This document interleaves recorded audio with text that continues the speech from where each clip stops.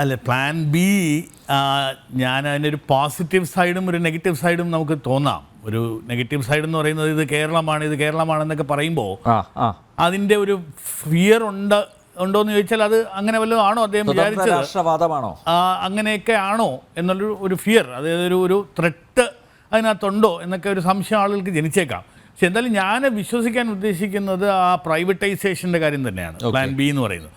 അങ്ങനെ അല്ലെങ്കിൽ ഒരു 3 ലക്ഷം കോടി രൂപയുടെ ഒരു പ്രോജക്ട്സ് ഇവിടെ വരും എന്നൊരു കോൺഫിഡൻസോടെ പറയാൻ ആർക്കും ഒക്കില്ല. പക്ഷേ ഇതൊരു പ്രൈവറ്റൈസേഷൻ്റെ കാര്യം പറയുമ്പോൾ 2 കാര്യങ്ങളാണ്. നമ്മളൊരു സ്റ്റോക്ക് മാർക്കറ്റ് ഇൻവെസ്റ്റ്മെൻറ്റ് പോലെയാണ് ഈ ബഡ്ജറ്റ്. ഈ സ്റ്റോക്ക് മാർക്കറ്റിൽ നമ്മൾ 2 കാര്യങ്ങൾ പറയും. ഒന്ന്, അതിൻ്റെ ഒരു ഫണ്ടമെൻ്റൽസ്, ഒരു കമ്പനിയിൽ നിക്ഷേപിക്കുമ്പോൾ അതിൻ്റെ ഫണ്ടമെൻ്റൽസ് കറക്റ്റാണോ. അപ്പോൾ ആ ഫണ്ടമെൻ്റൽസ് കറക്റ്റ് അല്ലെങ്കിൽ നമ്മൾ സാധാരണഗതിയിൽ അതിൽ നിക്ഷേപിക്കാറില്ല. അപ്പോൾ കേരളത്തിൻ്റെ സാമ്പത്തിക ഫണ്ടമെൻ്റൽസ് കറക്റ്റാണോ എന്ന് ഏത് നിക്ഷേപകനും നോക്കും. അപ്പോൾ അത് കറക്റ്റ് അല്ല എന്ന് നമ്മുടെ ധനകാര്യമന്ത്രിയും മുഖ്യമന്ത്രിയും എല്ലാം വിളിച്ച് കൂടെ പറയുകയാണ്. രണ്ടാമതുള്ളത് സെൻറ്റിമെൻറ്റ്സ്. ഈ സെൻറ്റിമെൻറ്റ്സിൻ്റെ അകത്താണ് നമ്മൾ നേരത്തെ ഇവിടെ പറഞ്ഞിട്ടുള്ള ജയചന്ദ് മാഷൊക്കെ പറഞ്ഞത്. അതായത് ഇവിടെ ഒരു ധൂർത്തടിക്കുന്നു, ഈ പറയുന്ന 35 ലക്ഷം രൂപ എഴുതിയെടുക്കുന്നു, ഈ TINDA ഒരു ബസ്സിൽ കയറി സഞ്ചരിച്ചിട്ട് TINDA എടുക്കുക. അപ്പോൾ ഇതിലൊരു റോങ് നെറേറ്റീവാണ്. ആ സെൻറ്റിമെൻറ്റ്, അതായത് ഇങ്ങനെയുള്ള ഒരു ഭരണത്തിലാണോ നമ്മൾ ചെന്ന് തലവെച്ച് കൊടുക്കേണ്ടത് എന്ന് ഇൻവെസ്റ്റേഴ്സിന് തോന്നാം. അപ്പോൾ ഈ സെൻറ്റിമെൻറ്റിൻ്റെ കാര്യത്തിലും ഫണ്ടമെൻ്റൽസിൻ്റെ കാര്യത്തിലും നമ്മൾ നെഗറ്റീവ് ആയതുകൊണ്ട് ഞാൻ ആഗ്രഹിക്കുന്ന പ്ലാൻ ബി എന്ന ആ 3 ലക്ഷം കോടി രൂപ, കാരണം ഞങ്ങളെപ്പോലുള്ള ചാർട്ട് അക്കൗണ്ടൻസിനും അങ്ങനെയുള്ള ആളുകൾക്കൊക്കെ ഈ ഫോറിൻ ഇൻവെസ്റ്റ്മെൻറ്റും അല്ലെങ്കിൽ ഒരു ഇൻവെസ്റ്റ്മെൻറ്റ് വന്നാലേ ആക്ച്വലി ഒരു ഗ്രോത്ത് ഉള്ളൂ. അപ്പോൾ അതിനെ വളരെയധികം സന്തോഷത്തോടെ സ്വീകരിക്കുന്ന ഒരാളാണ് ഞാൻ.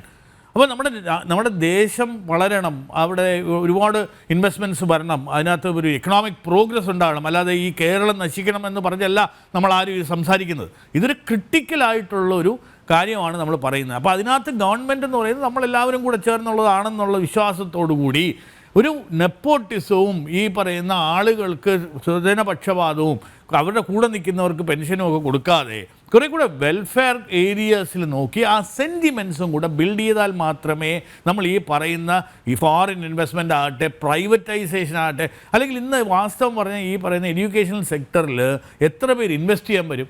കാരണം ഭാരതത്തിൻ്റെ ഒരു കാഴ്ചപ്പാട് ഇന്നും നമ്മളൊരു കോളേജ് തുടങ്ങുമോ, സ്കൂൾ തുടങ്ങുമോ, ഒരു ചാരിറ്റബിൾ ഓർഗനൈസേഷനായിട്ട് മാത്രമേ തുടങ്ങാനൊക്കെ ഉള്ളൂ. അത് നമ്മൾ മനസ്സിലാക്കണം. അപ്പോൾ ഈ പ്രൈവറ്റ് ഇൻവെസ്റ്റ്മെൻറ്റ് വരുന്നെന്ന് പറഞ്ഞാൽ അവരെങ്ങനെ ഇത് തിരിച്ചു കൊണ്ടുപോകും. അപ്പോൾ ഈ കാര്യങ്ങളിൽ എഡ്യൂക്കേഷൻ സെക്ടറും ആരോഗ്യ മേഖലയും രണ്ടും ഭാരതം കാലാകാലങ്ങളായിട്ടൊരു സേവ എന്നുള്ള രീതിയിലാണ് നമ്മൾ ചെയ്തിരുന്നത്. ഇതിൽ നിന്നും ഒരുപാട് പ്രോഫിറ്റ് ഉണ്ടാക്കുന്ന ഒരു രീതി അല്ലായിരുന്നു നമ്മുടെ കൾച്ചറലി. ആ കൾച്ചറുള്ള സാധനം ഇന്ന് കോർപ്പറേറ്റൈസ് ചെയ്യുന്നു. ആ കോർപ്പറേറ്റൈസ് ചെയ്തിരുന്ന ആ ഒരു മേഖലയിലാണ് കൂടുതൽ ആക്കം കൂടാനായിട്ട് പറയുന്നത്. Fair enough. ഇന്ന് ഈ പറയുന്ന ചേഞ്ചസ് വന്നിട്ടുണ്ട്. ആ ചേഞ്ചസിലേക്ക് നമ്മൾ മാറി നിൽക്കണം. ആ കാര്യങ്ങളെല്ലാം ഞാൻ ഇത് ചെയ്യുന്നു. പക്ഷേ ആ ഫോക്കസ് കറക്റ്റാണോ? നമ്മളിന്ന് അഗ്രികൾച്ചറിൽ നമ്മുടെ സ്പെൻഡ് കുറവാണ്. ഇപ്രാവശ്യം പറഞ്ഞ് ചെറിയ ഫ്രാഗ്മെൻറ്റഡ് ആയിട്ടുള്ള സ്ഥലങ്ങൾ ഒരുമിച്ച് കൂട്ടി വലിയ കൃഷി. ഈ ഫ്രാഗ്മെൻറ്റഡ് ആക്കാനുള്ള കാരണം ആരാണെന്ന് ആലോചിക്കണം.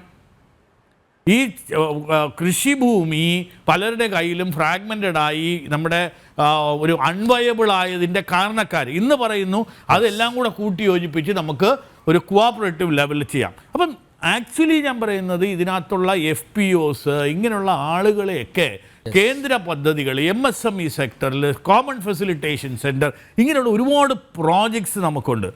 ഈവൻ കോൾഡ് ചെയിൻ, ഈ കോൾഡ് ചെയിനിൽ പോലും നമ്മൾ ഒറ്റ ആപ്ലിക്കേഷൻ കൊടുത്തിട്ടില്ല. ഓരോ ജില്ലയ്ക്കും ഓരോ കോൾഡ് റൂം പറയുന്നുണ്ട്. ഇതൊന്നും നമ്മൾ ചെയ്യാതെ നമ്മൾ ഒരു അനാവശ്യമായിട്ടുള്ള ഒരു നെറേറ്റീവ് ക്രിയേറ്റ് ചെയ്തു. അതായത് ഇവിടെ വളരെ വലിയ ധൂർത്താണ്, അതല്ല എന്നൊന്നും അല്ല ഞാൻ പറയുന്നത്. പക്ഷേ അങ്ങ് വൈറലായി. ഇന്നത്തെ ഒരു ഭാഷയിൽ പറയുകയാണെങ്കിൽ ആ വൈറലായതുകൊണ്ട് ഇന്ന് ആളുകൾ കാണുന്നത് ഒരു നിഷ്ക്രിയമായ ഭരണം. അല്ലെങ്കിൽ ഈ പറയുന്ന ഇവിടുത്തെ ഏറ്റവും നല്ല ഹെൽത്ത് കെയർ ഇൻസ്റ്റിറ്റ്യൂഷൻസ് ഉള്ളൊരു രാജ്യത്ത് നമ്മുടെ മുഖ്യമന്ത്രി വിദേശത്ത് പോയി ട്രീറ്റ്മെൻറ്റ് എടുത്ത് തിരിച്ച് വന്ന് അതിന് മെഡിക്കൽ ക്ലെയിം നടത്തുമ്പോൾ എന്ത് സെൻറ്റിമെൻ്റാണ് ആളുകൾക്കുണ്ടാകുന്നത്. അപ്പോൾ ഇങ്ങനെയുള്ള കാര്യങ്ങൾക്ക് ഒരു മാറ്റമുണ്ടായാൽ മാത്രമേ ഈ 3 ലക്ഷം കോടിയുടെ പ്ലാൻ ബി നടക്കുകയുള്ളൂ. മറ്റേതിനെപ്പറ്റി ഞാൻ അതിനെ ഒരു നെറേറ്റീവ് അതിനെപ്പറ്റി എനിക്കൊരു അഭിപ്രായം പറയാനില്ല. പക്ഷേ ആ ഒരു ഫിയർ നമുക്ക് ആളുകളുടെ മനസ്സിലുണ്ടായിട്ടുണ്ട് പ്ലാൻ ബി എന്ന് പറയുമ്പോൾ. പിന്നെ ബക്കറ്റാണോ എന്ന് ചോദിച്ചാൽ നേരത്തെ പറഞ്ഞതുപോലെ പൊതുജനങ്ങളുടെ കയ്യിൽ നിന്ന് നിക്ഷേപം വാങ്ങിക്കുന്നു. അല്ല, ഇപ്പം നമ്മുടെ ഇവിടെ ചോദിക്കേണ്ടായി അതെങ്ങനെയാണ് മറ്റേ ഫ്രണ്ടിൽ ഒരു പെട്ടി വയ്ക്കുമോ, ഈ ആശുപത്രിയുടെ മുമ്പിൽ ഇത് വയ്ക്കുമോ, എങ്ങനെയാണ് ഈ പൊതുജനങ്ങളെ പാർട്ടിസിപ്പേറ്റ് ചെയ്യുന്നതെന്ന് ചോദിച്ചു. അപ്പോൾ അതുപോലെയൊക്കെയുള്ള ആണോ പ്ലാൻ ബി എന്ന് നമുക്കറിയില്ല. പക്ഷേ 3 ലക്ഷം കോടിയുടെ പ്ലാൻ ബി ആണെങ്കിൽ അത് പ്ലാൻ ഇല്ലാത്ത ഒരു ബി ആണ് എന്നാണ് എനിക്ക് തോന്നുന്നത്.